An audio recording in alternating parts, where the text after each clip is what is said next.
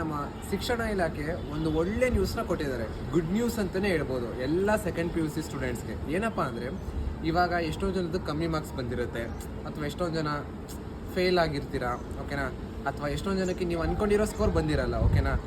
ನಮಗೆಲ್ಲ ಗೊತ್ತಿದೆ, ಇನ್ನೂ 2 ಬೋರ್ಡ್ ಎಕ್ಸಾಮ್ ಇದೆ, ಕರೆಕ್ಟಾ? ಬೋರ್ಡ್ ಎಕ್ಸಾಮ್ 2, ಬೋರ್ಡ್ ಎಕ್ಸಾಮ್ 3 ಅಂತ 2 ಬೋರ್ಡ್ ಎಕ್ಸಾಮ್ ಇದೆ, ಓಕೆನಾ.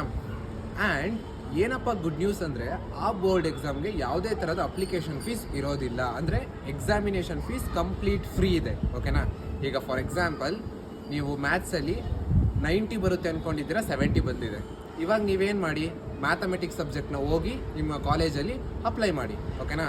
ಯಾವುದೇ ಫೀಸ್ ಇಸ್ಕೊಳ್ಳಲ್ಲ ಅವರು. ಎಕ್ಸಾಮ್ ದಿನ ಹೋಗಿ ಮ್ಯಾಥ್ಸ್ನ ಬರೀರಿ. ಅಕಸ್ಮಾತ್ ಜಾಸ್ತಿ ಮಾರ್ಕ್ಸ್ ಬಂದರೆ ಆ ಮಾರ್ಕ್ಸ್ನ ಆ್ಯಡ್ ಮಾಡಿಕೊಡ್ತಾರೆ. ಅಕಸ್ಮಾತು ಈಗ 70 ಫಸ್ಟ್ ಎಕ್ಸಾಮ್ಗಿಂತ ಕಮ್ಮಿ ಮಾರ್ಕ್ಸ್ ಬಂತಾ, ಹೈಯೆಸ್ಟ್ ಯಾವುದಿರುತ್ತೆ ಅದನ್ನು ಹಾಕ್ಕೊಡ್ತಾರೆ.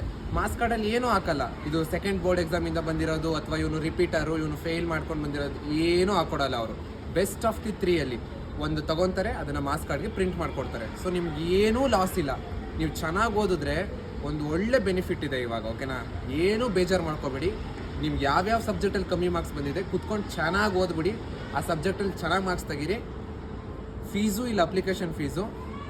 ಆಮೇಲೆ ಮಾರ್ಕ್ಸ್ ಕಾರ್ಡಲ್ಲೂ ಏನೂ ಹಾಕಲ್ಲ. ಸೊ ಏನು ತೊಂದರೆ, ಆರಾಮಾಗಿ ಓದಿ ಚೆನ್ನಾಗಿ ಮಾರ್ಕ್ಸ್ ತೆಗೀರಿ. ಇವಾಗ 80% ಬಂದಿರೋ 95 ಬರ್ತೀರಾ, ಓಕೆನಾ. ಚೆನ್ನಾಗಿ ಓದಿ ಅಷ್ಟೇ.